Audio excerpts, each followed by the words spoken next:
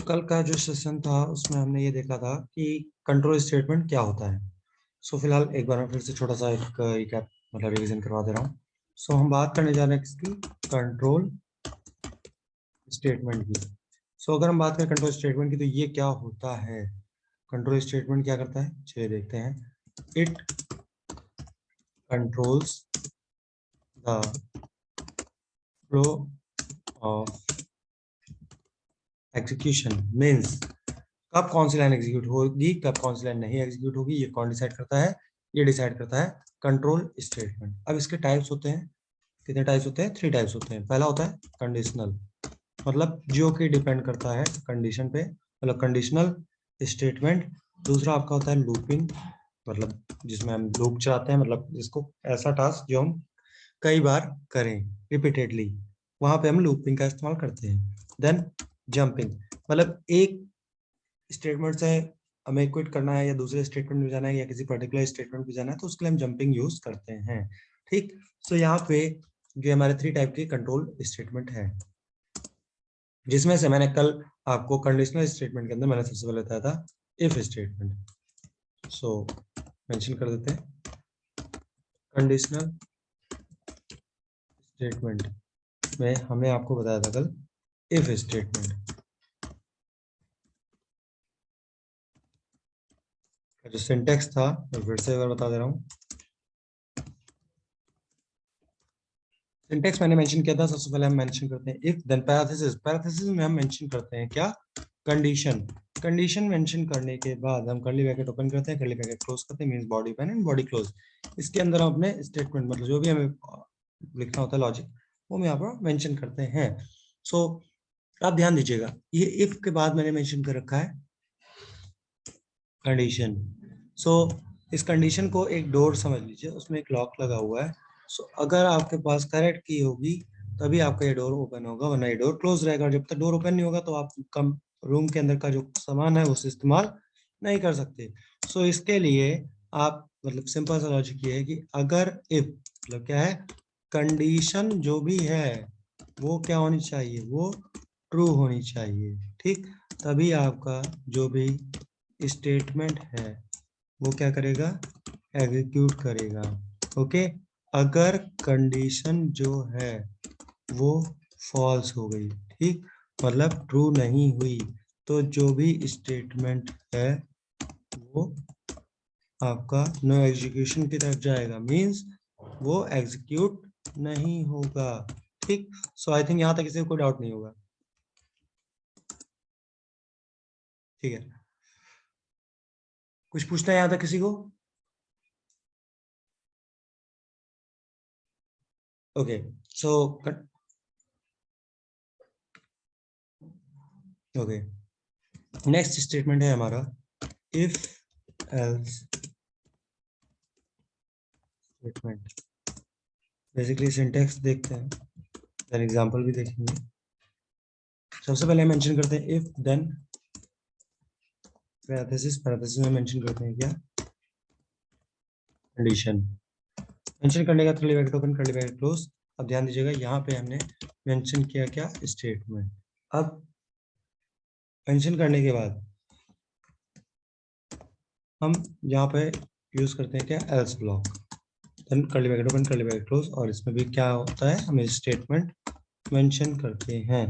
ठीक, सिंपल सा लॉजिक यहाँ पे ध्यान दीजिएगा। अगर इस तरह से देखें कि आप इफ की कंडीशन को रूम मान ले रहे हैं और एल्स की कंडीशन क्या मान ले रहे हैं, कॉरिडोर।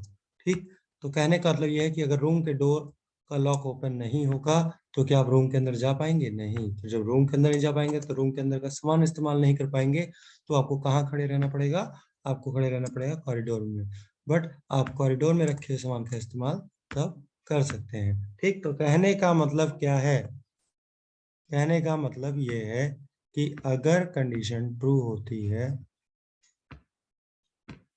अगर जो कंडीशन है यहाँ पे जो हमने मेंशन कर रखी है क्या, कंडीशन, अगर वो कंडीशन ट्रू होती है तो इफ वाले ब्लॉक का जो स्टेटमेंट है वो एग्जीक्यूट करेगा। ओके, लेकिन मान लीजिए अगर कंडीशन क्या होती है, फॉल्स होती है, तो क्या होगा, एल्स ब्लॉक का स्टेटमेंट जो है वो एग्जीक्यूट करेगा। अब यहाँ पे ध्यान दीजिएगा, यहाँ पे कंडीशन कितनी है, एक ही कंडीशन, सिर्फ और सिर्फ एक कंडीशन जो कि इफ के पास मेंशन की गई है, इफ के पास मेंशन की गई है। और ध्यान दीजिए, क्या एल्स के पास हमने कोई कंडीशन लिखी, आप लोग फॉल्ट करते होंगे ऐसे यहाँ पर ब्रैकेट लगा करके यहाँ पे कंडीशन मेंशन कर देते हैं, तो ये तरीका होता है गलत, मतलब ये इनकरेक्ट है। सो आपको ध्यान देना है, इफ एल्स ब्लॉक में कोई कंडीशन अगर होती है तो सिर्फ वो इफ के पास होती है, इफ में हम कंडीशन मेंशन करते हैं। ठीक, तो यहाँ पे जो भी कंडीशन होगी उसकी जस्ट अपोजिट कंडीशन किस में छुपी हुई है, इस एल्स में छुपी हुई है। ठीक, चलिए एक एग्जांपल देखते हैं फिर क्लियर होगा। जैसे एक प्रोग्राम है एलिजिबल फॉर वोटिंग, हमें ये चेक करना है। ठीक, सो इसको हम कैसे चेक करेंगे,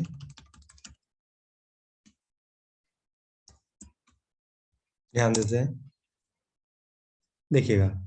बेसिकली हमने सबसे पहले मेंशन किया हैज, मतलब प्री प्रोसेस से डायरेक्टिव, जो कि पहले से प्रोसेस करा के रखता है, कहाँ से, डायरेक्टरी से। देन हमने मेंशन किया इंक्लूड, इंक्लूड मतलब फोल्डर नेम। ठीक, देन हेडर फाइल मतलब stdir.h मतलब standard input output header file, जिसके अंदर हमारे फंक्शन होते हैं printf एंड scanf। देन मैंने अगेन मेंशन किया हैज मतलब प्री प्रोसेस से डायरेक्टिव, इंक्लूड फोल्डर नेम है। देन conny.h मतलब console input output header file, जिसके अंदर हमारे फंक्शन होते हैं clr, scr और getch। देन void, void क्या रिटर्न टाइप, जो कि कोई भी वैल्यू रिटर्न नहीं करता। और मेन मेथड है स्टार्टिंग पॉइंट ऑफ एग्जीक्यूशन, यहीं से हमारा प्रोग्राम एग्जीक्यूट होना स्टार्ट होता है। देन हमने मेन मेथड की बॉडी ओपन की एंड बॉडी क्लोज की। अब यहाँ पर फोकस करते हैं। सबसे पहले हमने मेंशन किया डेटा टाइप, देन हमने एक वेरिएबल लिया ए, देन हम सॉरी एक वेरिएबल लेते हैं किस नाम से, एज नाम से। ओके, सो यहाँ पर हमने एक वेरिएबल लिया है एज नाम से। ठीक, सो एज नाम का हमारा ये जो वेरिएबल है, इस वेरिएबल की अगर हम बात करें तो इसमें हमें क्या एंटर करना है, यूजर की एज चेक करना है कि वो एलिजिबल है वोटिंग के लिए या नहीं। तो यहाँ पे केवल और केवल अगर इस लाइन की बात करें तो इस लाइन में हम देखिए डबल स्लैश हमने लगाया, मतलब हम कमेंट करने जा रहे हैं। ये कौन सा स्टेटमेंट है, ये स्टेटमेंट है वेरिएबल डिक्लेरेशन। मतलब जब आप सिर्फ और सिर्फ वेरिएबल को डिक्लेयर करें, मतलब उसका नाम बताएं, ठीक, कि किस नाम का वेरिएबल आपने इस्तेमाल किया है। तो यहाँ पर अगर हम देखें तो एज नाम का वेरिएबल हमने इस्तेमाल किया है। ठीक, एज नाम के वेरिएबल में हम जो डेटा स्टोर कराएंगे वो किस टाइप का होगा, इंटीजर टाइप का, मतलब नॉन डेसिमल नंबर होगा। देन इसके अगर हम बात करें तो इसके बाद हमने यहाँ पे क्या मेंशन कर रखा है, सेमीकोलन। सेमीकोलन का मतलब क्या होता है, टर्मिनेशन ऑफ लाइन और एंड ऑफ सिंटेक्स, मतलब ये लाइन ये सिंटेक्स यहीं पर खत्म हो रही है। लेकिन अब हमें यूजर से इनपुट लेना है, तो हम सबसे पहले क्या करेंगे, मैसेज प्रिंट कराएंगे प्रिंटफ की हेल्प से। हमने मैसेज प्रिंट कराया क्या, enter your age. So user इस मैसेज को देख करके क्या करेगा, एज एंटर करेगा। यूजर जब एज एंटर करेगा तो हमें क्या चाहिए, हमें यूजर से एज इनपुट करानी है, मतलब स्कैन करानी है। तो हम यहाँ पे यूज करेंगे क्या, स्कैनर। सो स्कैनर में हमने डबल इन्वर्टेड कॉमा में क्या मेंशन करना है, फॉर्मेट स्पेसिफायर मतलब परसेंटेज डी। कितनी वैल्यू रीड करनी है, हमें एक ही वैल्यू रीड करनी है। सो कहने का मतलब क्या है कि यहाँ पर हमें सिर्फ और सिर्फ यूजर से एज इनपुट करानी है। तो एज इनपुट करानी है, एज किस टाइप की है, एज एक वेरिएबल है, प्लस वो इंटीजर टाइप है। तो इंटीजर टाइप है तो हमने एक बार परसेंटेज डी यूज किया। देन किस वेरिएबल में वैल्यू इनपुट करानी है, तो वो वेरिएबल है एज। तो परसेंट मतलब एंड का साइन लगाया, जिससे मेमोरी में एक ब्लॉक बनेगा। ठीक, और एज को इनपुट कराया गया।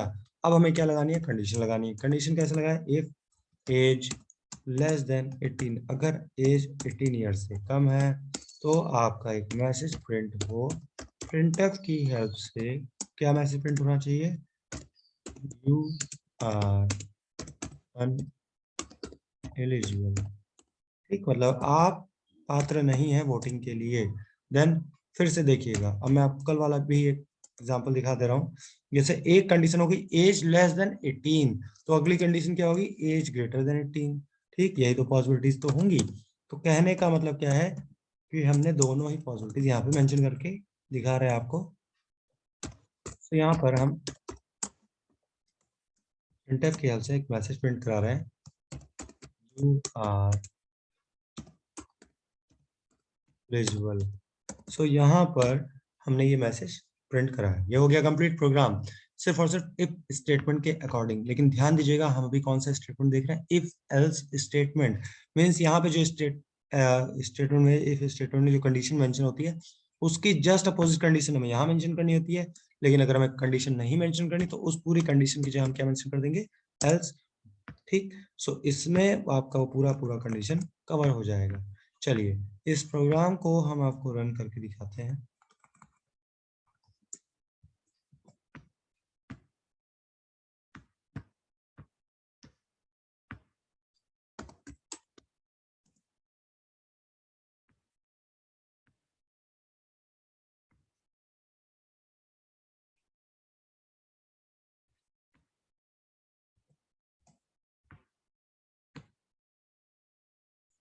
देखिए एंटर योर एज, सो मैंने एंटर कर दिया, यू आर एलिजिबल। अब चलिए मैं एज 18 से कम एंटर करता हूँ, देखिएगा मैंने एंटर किया 10।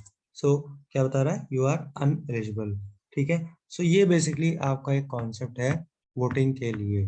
ठीक। सो अब इसके बाद यहाँ पर अगर हम फोकस करें, largest number between two numbers पर, लार्जेस्ट नंबर बिटवीन नंबर्स। सो ये कैसे होगा, तो देख लेते हैं नेक्स्ट प्रोग्राम जो हमारा है। चलिए, हैज मतलब प्रोसेस डायरेक्टिव, इंक्लूड मतलब folder name, then stdir.h means standard input output header file। header file क्या होती है, collection of functions definition. Then hash include on your .h means console input output header file। Then हमने mention किया void main, void मतलब return type, जो कि कोई value return नहीं करता। मेन मेथड है, स्टार्टिंग पॉइंट ऑफ एग्जीक्यूशन है, प्रोग्राम हमारा यहीं से एग्जीक्यूट होना स्टार्ट करता है। देन इसके बाद हम यहाँ पर क्या मेंशन कर रहे हैं, मतलब हमने मेंशन किया curly bracket open curly bracket close. तो कहने का मतलब ये है कि body open and body close, किसकी बॉडी ओपन की गई है, मेन मेथड की बॉडी ओपन की गई है, मेन मेथड की बॉडी क्लोज की गई है। तो यहाँ पे हमने इंटीजर टाइप दो वेरिएबल ले लिए, एक ए और एक B. Then semicolon means termination of line, A और बी के बीच में सेपरेटर है, मतलब कॉमा का हमने इस्तेमाल किया है। यहाँ पे भी अगर हम देखें तो इस लाइन का मतलब हो गया वेरिएबल डिक्लेरेशन, हमने सिर्फ और सिर्फ वेरिएबल को डिक्लेयर किया है, इनिशियलाइज नहीं किया। मतलब हमने ये बताया किस नाम के वेरिएबल लिए हैं और वो किस टाइप की वैल्यू को होल्ड करेंगे। तो सबसे पहले हमने क्या किया, प्रिंटफ नाम का एक फंक्शन इस्तेमाल किया और इसमें मेंशन किया एंटर नंबर। यूजर क्या करेगा, इस मैसेज को देख करके नंबर इनपुट करेगा और हमें उस नंबर को रीड करना है। सो हमने क्या यूज किया, स्कैनर, जिसका हम कहाँ इस्तेमाल करते हैं, किस लिए, यूजर इनपुट को रीड करने के लिए या स्कैन करने के लिए। सो कितने नंबर है, दो नंबर है और भी इंटीजर टाइप, तो हम दो बार क्या यूज करेंगे, परसेंटेज डी। देन यहाँ पे कॉमा मेंशन किया मतलब सेपरेटर। देन इम्परसेंट, पहला नंबर किसमें जाना चाहिए, ए में, दूसरा नंबर किसमें जाना चाहिए, बी में। सो हमने मेंशन किया, मेंशन कर दिया। अब ये वाली लाइन कौन सी होगी, वेरिएबल इनिशियलाइजेशन, मतलब इससे वेरिएबल में वैल्यू लोड होगी, स्टोर होगी, तो इसको हम क्या बोल सकते हैं, वेरिएबल इनिशियलाइजेशन। देन अब हमें लॉजिक लगाना है, तो लॉजिक हमने क्या लगाया, if A greater than B, मतलब अगर ए बड़ा है बी से तो प्रिंट हो, प्रिंटफ की हेल्प से क्या, लार्जेस्ट नंबर इज ए। कहने का मतलब क्या है कि ए एक लार्जेस्ट नंबर है। देन अगर ये कंडीशन ट्रू नहीं होती तो मतलब क्या होगा, मतलब ये होगा बी इज ग्रेटर देन ए। तो या तो आप ये मेंशन कर दो इफ स्टेटमेंट लगा करके, इफ बी ग्रेटर देन ए, या तो इतने पूरे ब्लॉक को हटाने के लिए आपको क्या लिख देना है इसकी जैसे, एल्स। सो हमने लिख दिया एल्स। एल्स में अब हम क्या लिखेंगे, प्रिंटफ की हेल्प से हम एक मैसेज प्रिंट कराएंगे, उस मैसेज में हम लिखेंगे largest number is B. Okay. So ये प्रोग्राम हो गया। अब चलिए हम इस प्रोग्राम को रन करा के दिखाते हैं।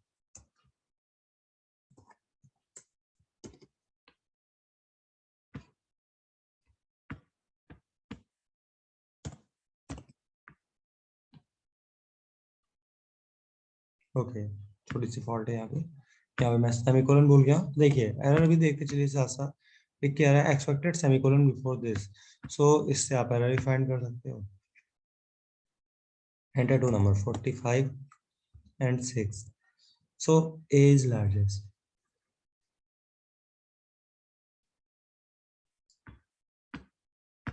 यहां तक किसी को कोई डाउट?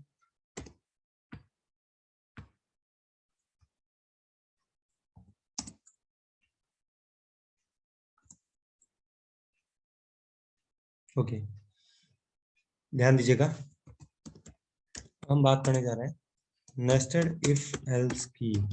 नेस्टेड वर्ड जब इस्तेमाल होता है तो नेस्टेड वर्ड का मतलब है कि एक के अंदर एक, मतलब क्या है, मतलब एक स्टेटमेंट के अंदर हम एक स्टेटमेंट और रखते तो उसे हम क्या बोलते हैं, नेस्टेड स्टेटमेंट। अब यहाँ पे कौन सा स्टेटमेंट नेस्टेड करना है, इफ एल्स स्टेटमेंट, ठीक। सो यहाँ पे 3 टाइप की नेस्टिंग होती है, ध्यान देना बेटा। देखिए, सबसे पहले हम बात कर रहे हैं इफ स्टेटमेंट की, सो हम 3 इफ स्टेटमेंट नॉर्मली मेंशन कर लेते हैं, ठीक। इफ एल्स स्टेटमेंट मेंशन कर लेते हैं, कैसे, देखिएगा, एक ये इफ मेंशन किया, यहीं पर एक और एल्स मेंशन किया, ठीक, ये हमने एम्बेडेड छोड़ दिया, ठीक। अब इसी तरह से हम 3 टाइम मेंशन करेंगे, देखिएगा, second time and third time, ये हमने 3 टाइम्स मेंशन कर लिया है, ठीक। अब ध्यान दीजिए, नेस्टेड का मतलब होता है एक के अंदर एक। जब हम फर्स्ट टाइप की नेस्टिंग वो होती है जब हम एक इफ के अंदर एक इफ एल्स और रख दें, मतलब सिर्फ और सिर्फ किसके अंदर, एक इफ के अंदर।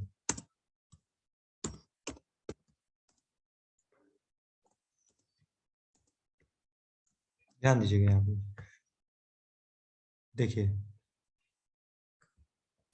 अगर हम यहाँ पे बात करें तो हमने यहाँ पे सिर्फ और सिर्फ इफ के अंदर एक और इफ एल्स रख दिया, तो ये होगी फर्स्ट टाइप का नेस्टेड इफ एल्स। मतलब ये फर्स्ट टाइप का हमारा नेस्टेड इफ एल्स है, जिसके अंदर क्या है कॉन्सेप्ट कि जब हम किसी एक स्टेटमेंट के अंदर एक स्टेटमेंट और रख देते तो उससे हम क्या बोलते हैं, नेस्टेड बोलते हैं। सो यहाँ पर हमने सिर्फ इफ स्टेटमेंट के अंदर एक और इफ एल्स रख दिया, तो इसे हम क्या बोल रहे हैं, first type of nested if else. Then second type के नेस्टेड इफ एल्स में हम क्या करेंगे, हम इफ के अंदर एक और इफ एल्स ना रख करके हम किसके अंदर एक और इफ एल्स रखेंगे, एल्स के अंदर, ठीक। मतलब पहले फर्स्ट ब्लॉक में एक इफ एल्स रख दिया, फिर सेकंड ब्लॉक में एक इफ एल्स रख रहे हैं, ठीक। तो ये हो गया सेकंड टाइप ऑफ नेस्टिंग, मतलब जब एक एल्स के अंदर क्या हो, एक इफ एल्स हो, ठीक। तो इसे क्या बोलेंगे, सेकंड टाइप की नेस्टिंग। ये हो गया आपका सेकंड टाइप का नेस्टिंग, ठीक। अब बात आती है थर्ड टाइप की नेस्टिंग, जो कि सबसे ज्यादा इंपॉर्टेंट होती है,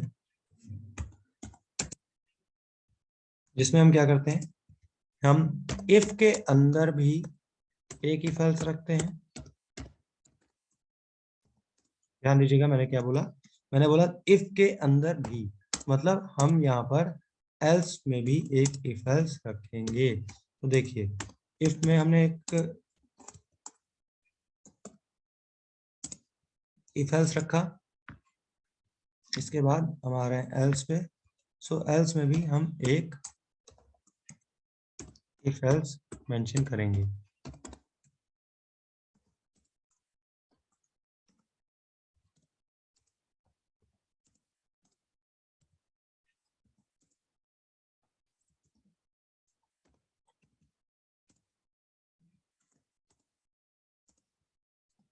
ठीक, सो ये था हमारा थर्ड टाइप की नेस्टिंग। नेस्टेड इफ एल्स फिर से एक बार देख लीजिए, जब हम एक इफ के अंदर एक इफ एल्स रख दें तो उसे हम बोलते हैं नेस्टेड इफ एल्स, या फिर हम जब एक एल्स के अंदर एक और इफ एल्स रख दें तो उसे हम बोलते हैं नेस्टेड इफ एल्स, या फिर जब हम एक इफ के अंदर एक इफ एल्स रख दें और एक एल्स के अंदर इफ एल्स रख दें तो उसे हम क्या बोलते हैं, नेस्टेड इफ एल्स। तो ये 3 टाइप के नेस्टेड इफ एल्स होते हैं, मतलब हमें जैसी जरूरत वैसा हम स्टेटमेंट इस्तेमाल करेंगे। अब यहीं पर हम आपको एक प्रोग्राम करके दिखाते हैं, जैसे कि लार्जेस्ट नंबर बिटवीन 3 नंबर्स। हमें क्या करना है, largest number between 3 number find करना है। सो इसके लिए हम क्या करेंगे, हमें लार्जेस्ट नंबर फाइंड करना है। सो यहाँ पर जो हमारा इस्तेमाल होगा वो इस्तेमाल होगा क्या, नेस्टेड इफ एल्स। कैसे, चलिए देखते हैं। थोड़ा सा इसको जूम आउट कर रहा हूँ,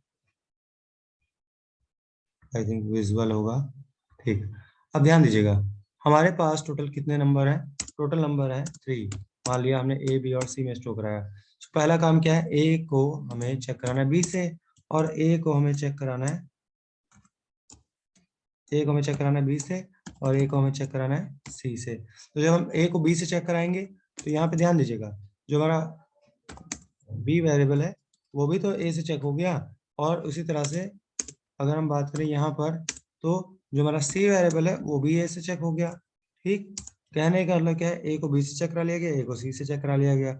अब इसके बाद कंडीशन क्या बच रही है, इसके बाद कंडीशन बच रही है बी को हमें किससे चेक कराना है, सी से। अगर हम बी को सी से चेक करा लें तो क्या होगा, तो हमारा जो सी है वो भी तो बी से चेक हो गया, ये छोटा है कि बड़ा। तो ये जो राइट साइड पे कंडीशंस मेंशन की गई हैं ये वाली, मतलब ठीक, ये वाली, इन कंडीशन पे आपको फोकस नहीं करना है।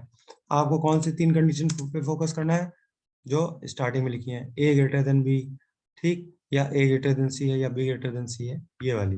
ठीक, तो चलिए चलते हैं यहाँ पर, चेक करते मेंशन करके दिखाते हैं आपको। जैसे हमने मेंशन कर दिया ए ग्रेटर देन बी, ए तो बी से चेक हो गया, तो पहली कंडीशन तुम्हारी लिख गई। दूसरी कंडीशन कौन सी बची, ए ग्रेटर देन सी। ठीक, तो यहाँ पर आए क्या लिख दिया, ए ग्रेटर देन सी। अब अगर ए बड़ा है सी से तो यहाँ पे क्या प्रिंट हो जाए, ए इज लार्जेस्ट। ठीक, वरना क्या प्रिंट हो, ए बड़ा नहीं है। अगर ये कंडीशन फॉल्स हुई तो कौन सी कंडीशन चलेगी, एल्स वाली, मतलब उसकी अपोजिट, मतलब सी ग्रेटर देन ए। इफ में जो कंडीशन अगर फॉल्स होती है तो उसकी अपोजिट कंडीशन किसमें चलती है, एल्स में। तो ए बड़ा नहीं है सी से, तो कौन बड़ा है, सी बड़ा है। तो यहाँ पे क्या मेंशन हो जाएगा कि सी ग्रेटर है। अब ध्यान देना, यहाँ पे आपने कंडीशन मेंशन की क्या, ए ग्रेटर देन बी। तो अगर ये वाला इफ फॉल्स होता है तो क्या ट्रू होगा, ये वाला एल्स, मतलब बी इज ग्रेटर देन ए। तो बी बड़ा है ए से, ठीक है। लेकिन अब हमारी कौन सी कंडीशन बची चेक करने को, अब बची है बी ग्रेटर देन सी। तो यहाँ जो इफ है इस पे हम आ जाएंगे और मेंशन करेंगे क्या, बी ग्रेटर देन सी है कि नहीं। तो अगर बी बड़ा है सी से तो हम यहाँ मेंशन कर देंगे बी इज लार्जेस्ट। और अगर ये वाली कंडीशन इफ वाली फॉल्स होती है तो ये वाला एल्स चलेगा, मतलब इसका क्या है, सी इज ग्रेटर देन बी। तो यहाँ से प्रिंट होगा सी इज लार्जेस्ट। ठीक, आई थिंक कोई दिक्कत नहीं होगी, कोई डाउट नहीं होगा। फिर भी मैं आपको इसका प्रोग्राम करके दिखा रहा हूँ, ध्यान दीजिए।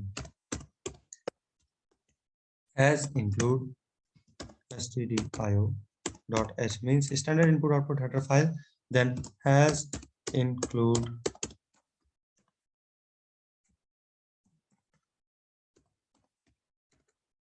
conio.h,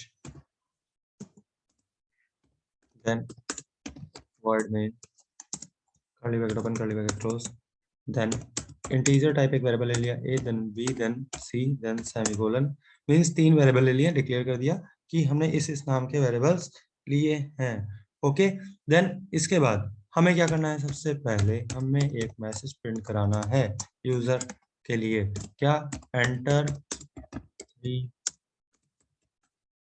number. सो यूजर ये देख करके क्या करेगा, नंबर इनपुट करेगा। सो उस नंबर को हमें क्या करना है, स्कैन करना है, मतलब रीड करना है। तो हमने स्कैनर का इस्तेमाल किया।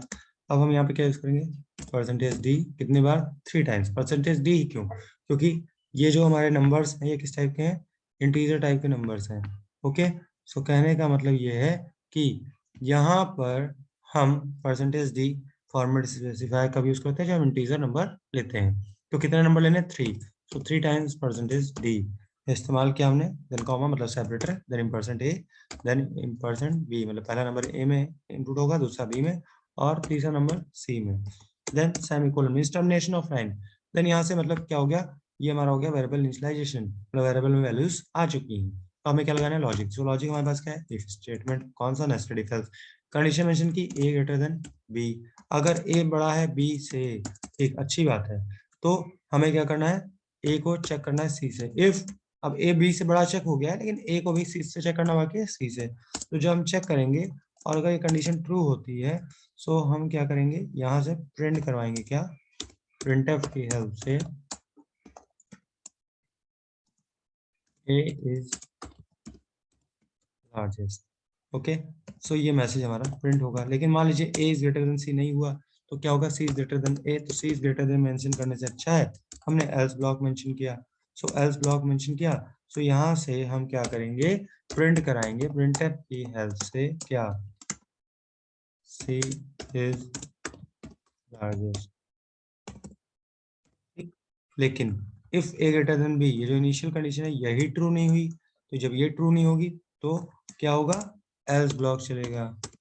एल्स ब्लॉक मतलब B is greater than A.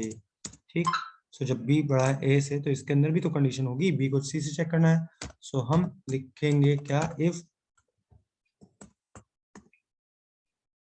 Be greater than सी, मतलब बी बड़ा है सी से।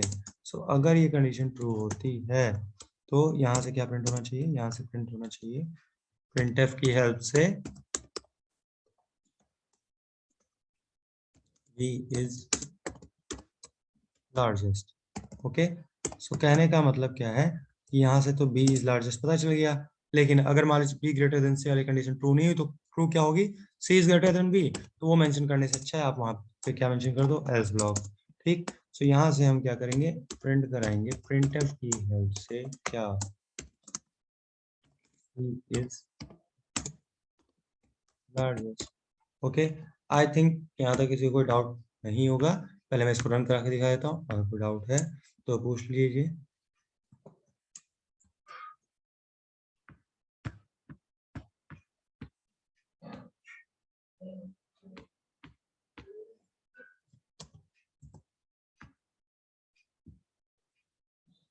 थ्री नंबर मैंने एंटर किया 12, 32 and 5, so B is largest. Okay, बताइए यहाँ तक कोई डाउट, कोई दिक्कत, किसी को कुछ पूछना है?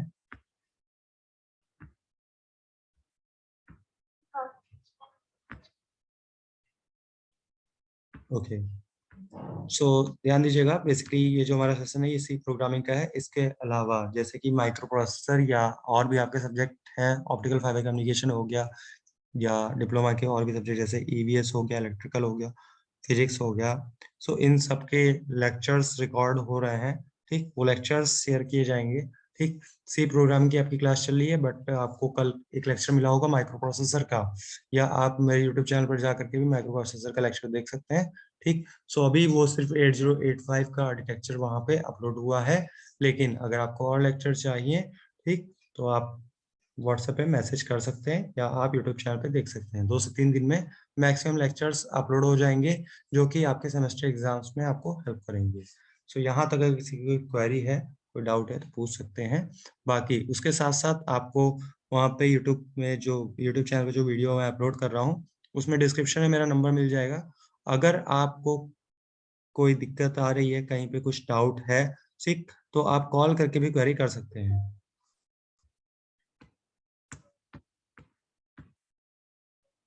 ठीक है, सो बेसिकली